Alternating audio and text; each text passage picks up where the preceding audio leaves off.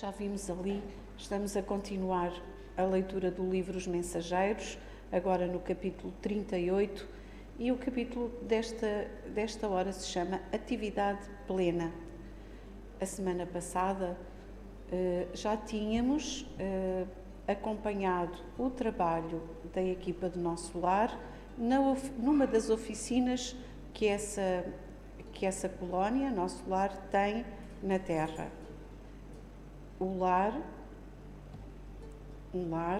onde uma família reunida com um dos cônjuges, a Dona Isabel encarnada e Isidoro desencarnado, são também eles trabalhadores de Jesus. Então, vamos ver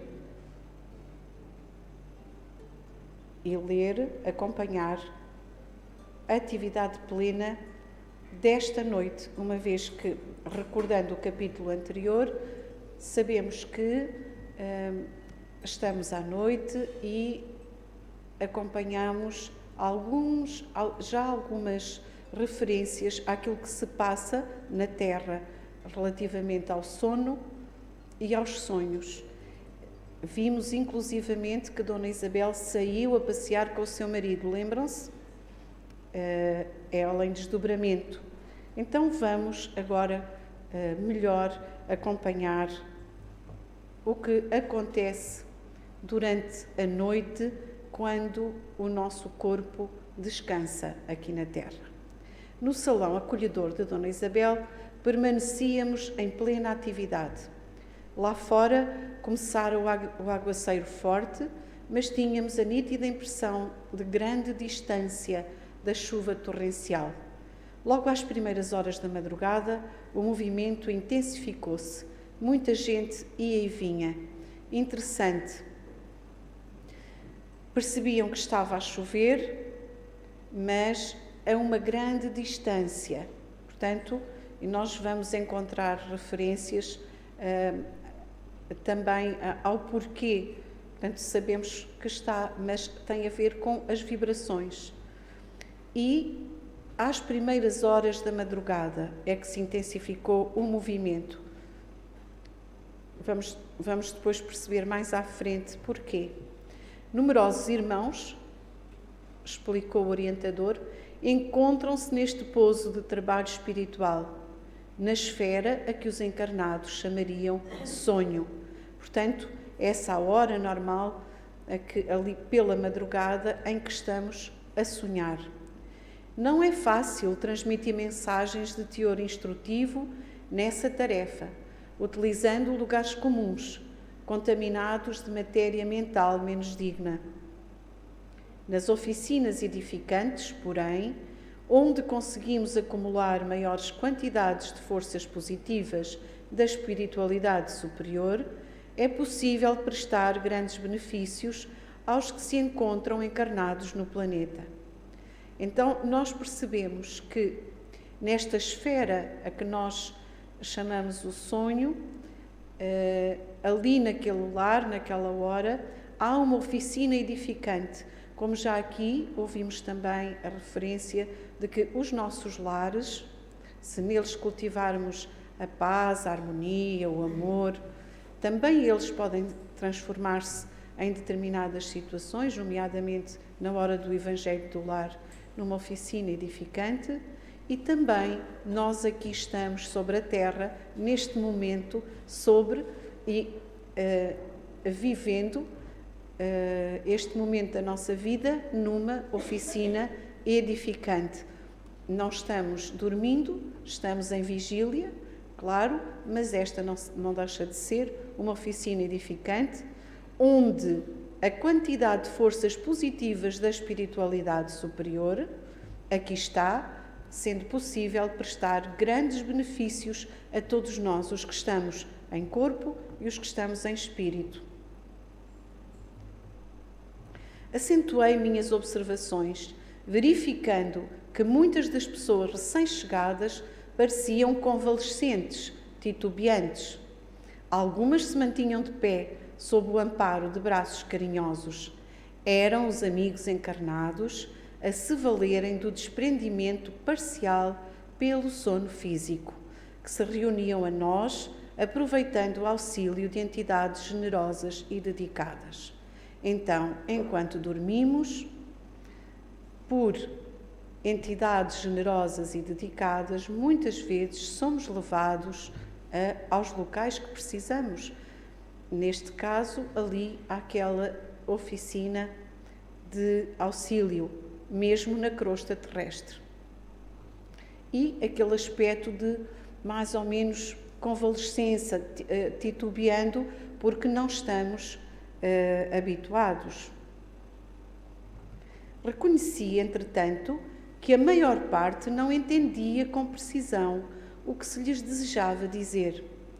Muitos pareciam doentes incompreensivos. Sorriam infantilmente, revelando boa vontade na recepção dos conselhos, mas grande incapacidade de retenção. Eu estudava os quadros ambientes com justa estranheza. Sempre cuidadoso, Aniceto veio ao encontro de nossa perplexidade. Então, André Luís, desencarnado, sabemos que ele está em nosso lar tentando estudar, estava na altura, não é? É no início do século XX, estudando todas as formas, todas as nuances da comunicação entre os dois lados da vida, e ele diz que estava a estudar com justa estranheza. Portanto, ele desconhecia como era feita a comunicação e está estudando para nos poder dizer que é este o trabalho que ele faz nesta belíssima coleção de 13 livros, a coleção Nosso Lar, do qual Os Mensageiros é o segundo volume. Então, ele olha para nós, vacilantes, achando que parecíamos doentes, incompreensivos, com dificuldade de perceber o que se está a passar. E Aniceto diz-lhe: os espíritos encarnados, disse, tão logo se realize a consolidação dos laços físicos, ficam submetidos a imperiosas leis dominantes na crosta. Entre eles e nós existe um espesso véu. É a muralha das vibrações. Sem a obliteração temporária da memória, não se renovaria a oportunidade. Se o nosso campo lhes fora francamente aberto, olvidariam as obrigações imediatas, estimariam o parasitismo, prejudicando a própria evolução. E agora, analisando um pouco melhor, os espíritos encarnados, logo que se realiza a consolidação dos laços físicos, isto significa que que a reencarnação não fica completa logo com o nascimento. Portanto, há um período de cerca de 7 anos, atinge a nossa infância, para que se consolide os laços físicos, e com certeza só em plena adolescência é que o espírito, como nós sabemos, fica na posse total e completa das suas características, das suas tendências. E aqui nós somos submetidos a imperiosas leis na crosta. Ficamos separados como se existisse um espesso véu. É a muralha das vibrações. No fundo, nós estamos vivendo nesta dimensão física, material, onde a junção da matéria é mais densa. No mundo espiritual, estamos vivos, de facto, igualmente, mas a congregação da matéria é mais subtil, então isso significa que vibramos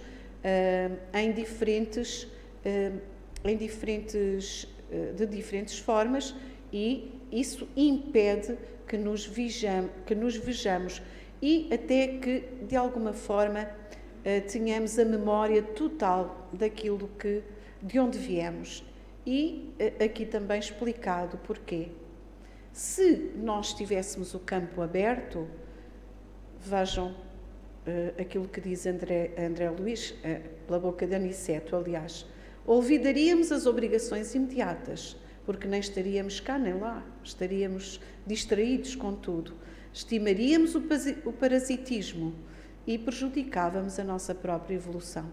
Então, estar sobre a Terra reencarnado, com um corpo físico, é uma oportunidade maravilhosa de evoluirmos. Eis porque raramente estão lúcidos ao nosso lado. Na maioria dos casos, junto de nós, permanecem vacilantes e enfraquecidos. Vejam aquela jovem senhora encarnada em conversa com a vovozinha que trabalha connosco em nosso lar. Que interessante, não é? Então, a avó que veio de nosso lar estava ali e falando com a sua neta encarnada. Mas esta diferença, então, de vibrações, nos põe, quando nos encontramos, pouco lúcidos e permanecemos assim vacilantes e, de certa forma, enfraquecidos. Assim dizendo, Aniceto indicou um grupo mais próximo. Anciã, de olhos brilhantes e gestos decididos, abraçava-se à neta, lânguida e palidíssima. Nieta, exclamava a velhinha em tom firme, não dês tamanha importância aos obstáculos. Esquece os que te perseguem, a ninguém odeies, conserva a tua paz espiritual acima de tudo. Tua mãe não te pode valer agora, mas crê na continuidade de nossa vida. A vovó não te esquecerá. E vamos ver aqui, de novo, de forma mais incisiva. A avó vem aconselhar a sua neta e diz-lhe: tua mãe não te pode valer agora. Então, este é um conselho para todos nós, que muitas vezes nos valemos daqueles nossos queridos que já partiram e falamos com eles, lhes pedimos coisas, fazendo sobressaltar os seus corações, porque muitas vezes não nos podem valer. Melhor para nós dirigirmos os nossos pedidos e as nossas conversas ao Pai, a Jesus, a todos aqueles nobres espíritos que nós sabemos, ao nosso querido anjo da guarda, que sabemos que estão sempre ouvindo as nossas preces. Então, a avó aconselhando. E este conselho da avó serve para todos nós, não é verdade?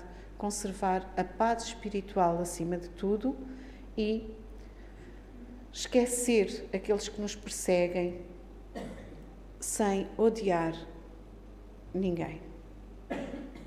A calúnia, nieta, é uma serpente que ameaça o coração. Entretanto, se a encararmos de frente, fortes e tranquilos, veremos a breve tempo que a serpente não tem vida própria. É víbora de brinquedo, a se quebrar como vidro, pelo impulso de nossas mãos. E vencido o espantalho em lugar da serpente, teremos conosco a flor da virtude. Não temas, querida, não percas a sagrada oportunidade de testemunhar a compreensão de Jesus. E vejam, a calúnia é algo que sobre nós se diz e não é verdade.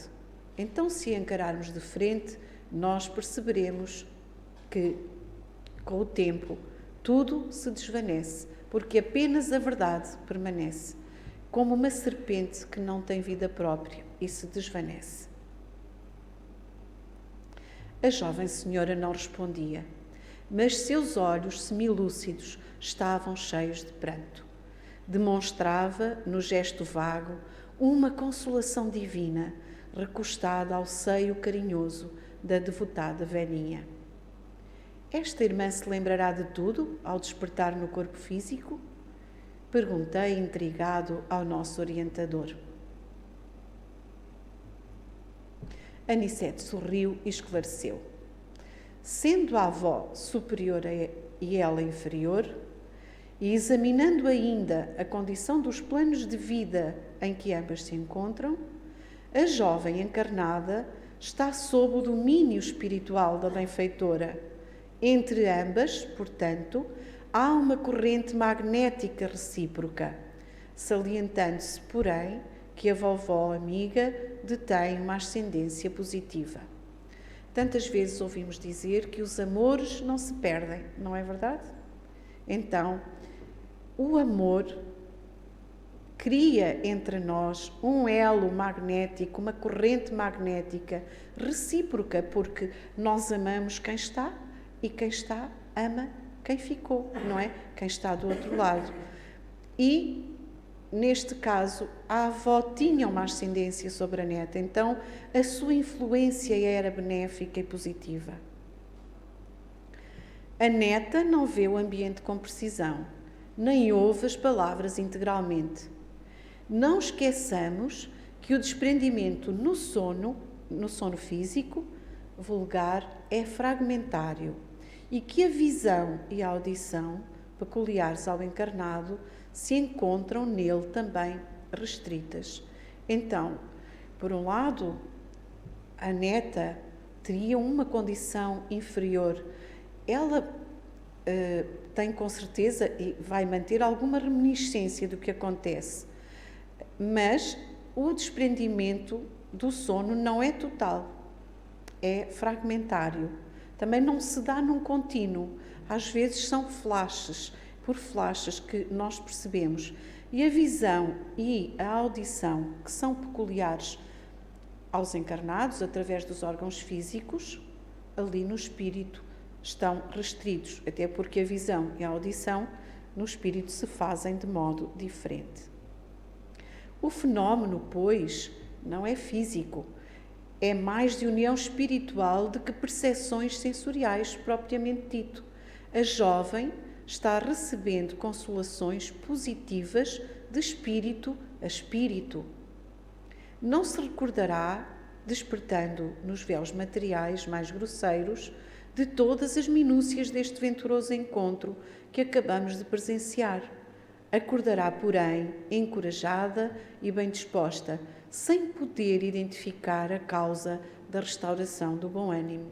Então, a comunicação é espírito a espírito, e quando o espírito regressar ao seu corpo, ele vai outra vez estar limitado pelas condições da materialidade e dos órgãos físicos. Dirá que sonhou com a avó, num lugar onde havia muita gente, sem recordar as minudências do facto, acrescentando que viu, no sonho, uma cobra ameaçadora que logo se transformou em serpente de vidro, quebrando-se ao impulso de suas mãos, para transformar-se em perfumosa flor, da qual ainda conserva a lembrança agradável do aroma. Afirmará que soberano conforto lhe invadiu a alma e, no fundo, compreenderá a mensagem consoladora que lhe foi concedida.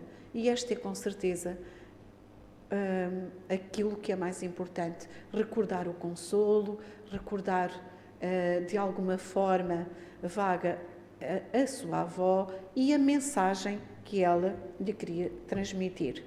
Não se lembrará, contudo, das palavras ouvidas? Indagou Vicente, curioso.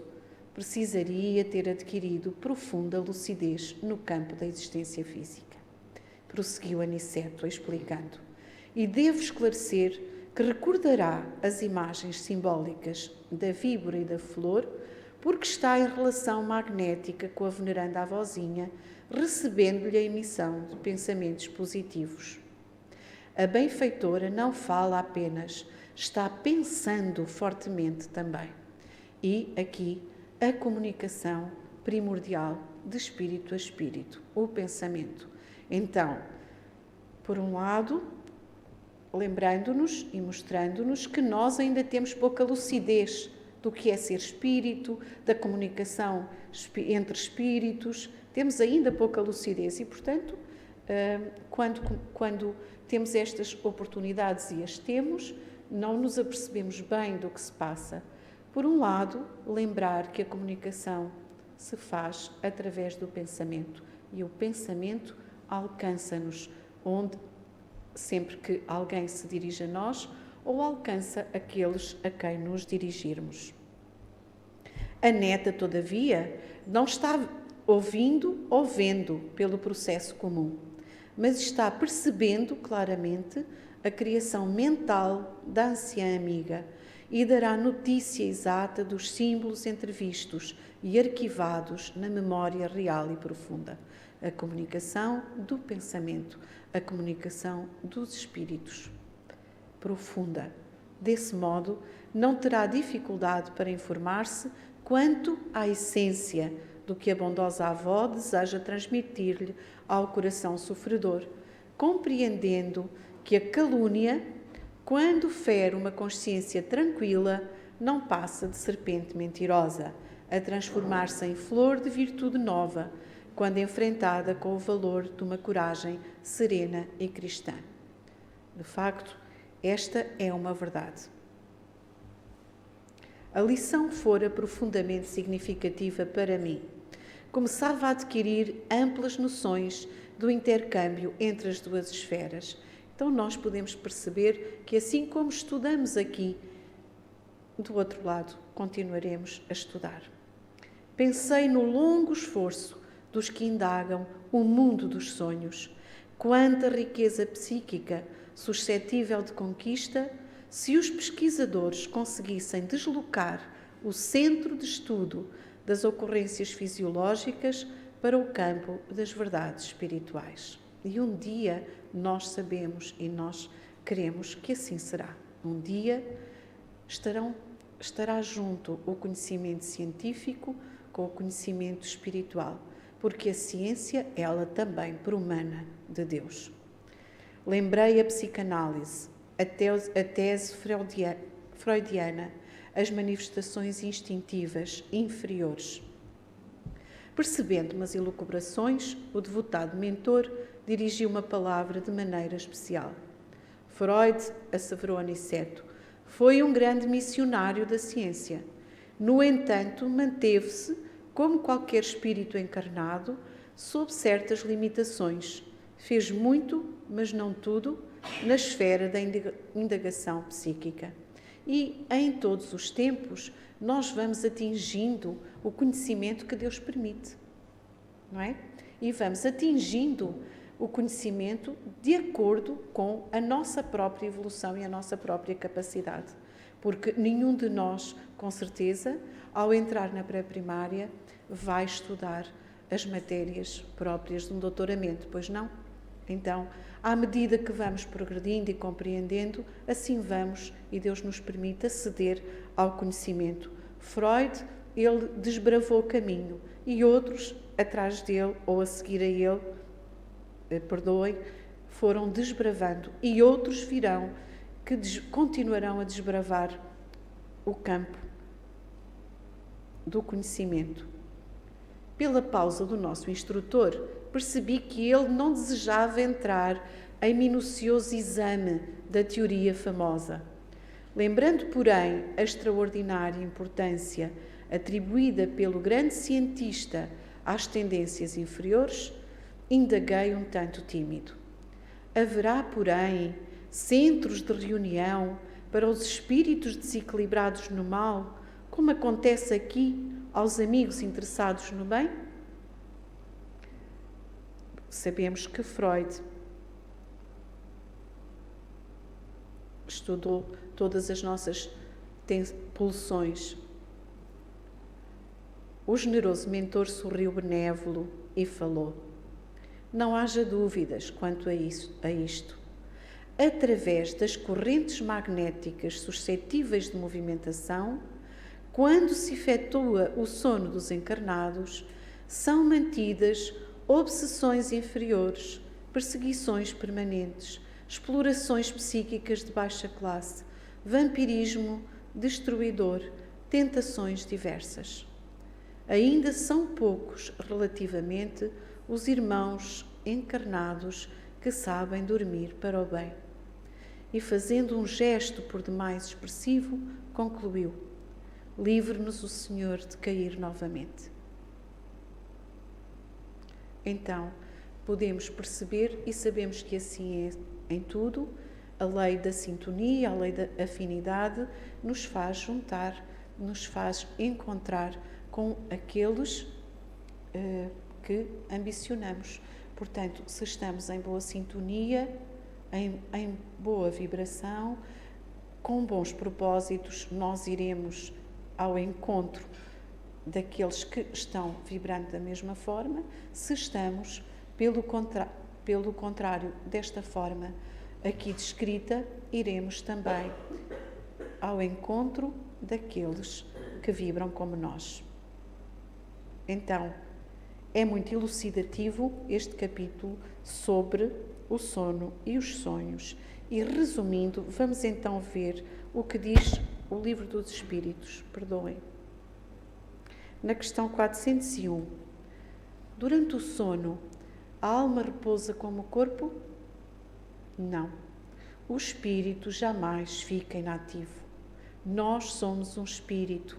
O nosso corpo precisa de repousar, mas não o espírito. Ele nunca fica inativo. Durante o sono, os liames que o unem ao corpo se afrouxam e o corpo não necessita do espírito. Então ele percorre o espaço e entra em relação mais direta com os outros espíritos.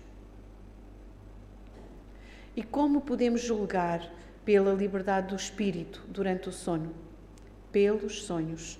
Sabei que quando o corpo repousa, o espírito dispõe de mais faculdades que no estado de vigília, quando está acordado. Tem a lembrança do passado e, às vezes, a previsão do futuro. Adquire mais poder e pode entrar em comunicação com os outros espíritos, seja deste mundo, seja de outro. O sono liberta parcialmente a alma do corpo. Quando o homem dorme, momentaneamente se encontra no estado em que estará de maneira permanente após a morte. Os espíritos que logo se desprendem da matéria, ao morrerem, tiveram sonhos inteligentes. Esses espíritos, quando dormem, procuram a sociedade dos que lhes são superiores.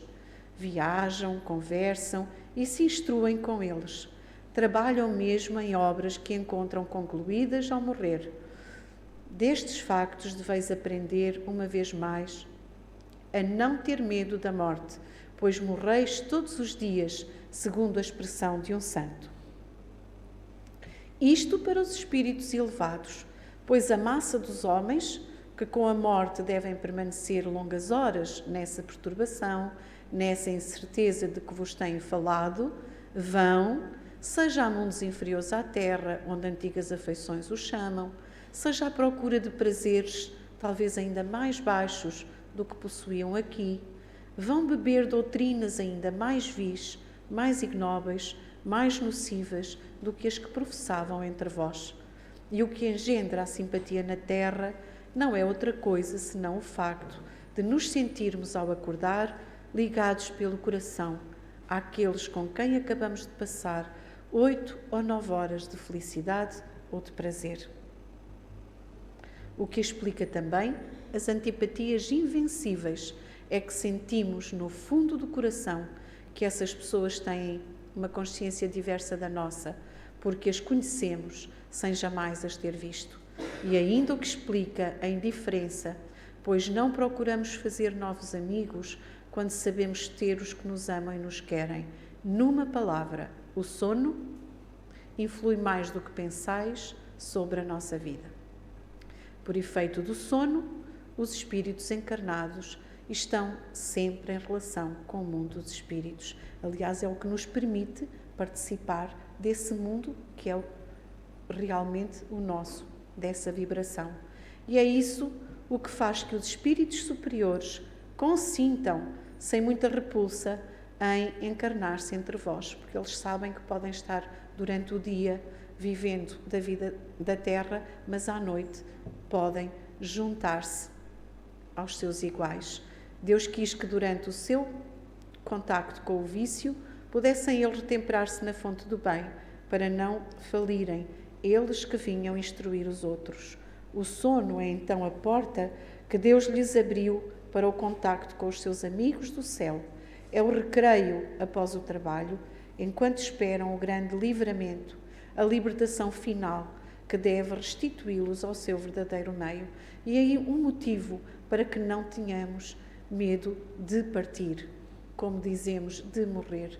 É o livramento, a libertação final. O sonho é a lembrança de que o vosso espírito viu durante o sono, mas observai que nem sempre sonhais, porque nem sempre vos lembrais daquilo que vistes ou de tudo o que vistes. Isso porque não tendes a vossa alma em todo o seu desenvolvimento. Frequentemente não vos resta mais do que a lembrança da perturbação que acompanha a vossa partida e a vossa volta, a que se junta a lembrança do que fizeste ou do que vos preocupa no estado de vigília. Sem isto, como explicarias esses sonhos absurdos a que estão sujeitos tanto os mais sábios quanto os mais simples? Os maus espíritos também se servem dos sonhos para atormentar as almas fracas e pusilânimes. E por que não recordamos sempre dos sonhos?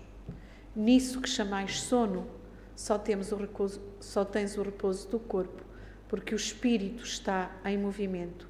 No sono, ele recobra um pouco de sua liberdade e se comunica com os que lhe são caros, seja neste ou em outros mundos. Mas como o corpo é de matéria pesada e grosseira, dificilmente conserva as impressões recebidas pelo espírito, mesmo porque o espírito não as percebeu pelos órgãos do corpo. Então, o espírito vive a sua condição de espírito e quando regressa ao corpo, ele não conseguirá de novo lembrar tudo, porque não é diferente a vibração. Ainda em relação aos sonhos, na Gênese, diz o Evangelho que José foi avisado por um anjo que lhe apareceu em sonho e que lhe aconselhou que fugisse para o Egito com o menino Jesus, em Mateus 2, 19 a 23. É verdade que há muitos sonhos relatados na Bíblia. Então, Kardec nos diz que os avisos por meio de sonhos desempenham grande papel nos livros sagrados de todas as religiões. Sem garantir a exatidão de todos os factos narrados e sem os discutir, o fenómeno em si mesmo nada tem de anormal, sabendo-se como se sabe que durante o sono é quando o espírito, estando desprendido dos laços da matéria, entra momentaneamente na vida espiritual, onde se encontra com os que são seus conhecidos. Essa é a ocasião que, com frequência, os espíritos protetores aproveitam para se manifestar a seus protegidos e lhes dar conselhos mais diretos. São numerosos os casos de avisos em sonhos, porém, não se deve inferir daí que todos os sonhos são avisos, nem, ainda menos, que tudo o que se vê em sonho tem uma significação. A arte de interpretar os sonhos deve ser incluída entre as crenças supersticiosas e absurdas, que é também um ensinamento de Allan Kardec. Podemos ver no capítulo 15, no item 3. Então, concluindo, o sono permite-nos ampliação das faculdades psíquicas. Podemos usufruir da nossa condição de espírito. O treino para a desencarnação. Sempre que dormimos, estamos a treinando partir. O encontro com os entes queridos e os bons espíritos. Oportunidade de progresso espiritual, porque podemos ir estudar, ir trabalhar, ir conviver com aqueles que sabem mais. E os espíritos imperfeitos busquem os seus afins, a eles se integrando. Tal como podemos estar com os bons, as nossas tendências, as nossas paixões, os nossos gostos podem pôr-nos em contacto com aqueles que nos são afins. Então, queridos irmãos, terminando, para termos belos sonhos, convivências de harmonia, preparemos o bom sono, vivendo bem cada dia, louvando o Pai Criador, agradecendo as venturas, cultivando em nós o amor, respeitando as criaturas. Alcançaremos a paz, as noites serão de luz, tendo a vontade tenaz de seguir rumo a Jesus. Que Jesus a todos abençoe. Muito obrigada. E vamos preparar um bom sono e bons sonhos, pedindo a Jesus e aos queridos irmãos que nos agraciem com a sua energia amorosa.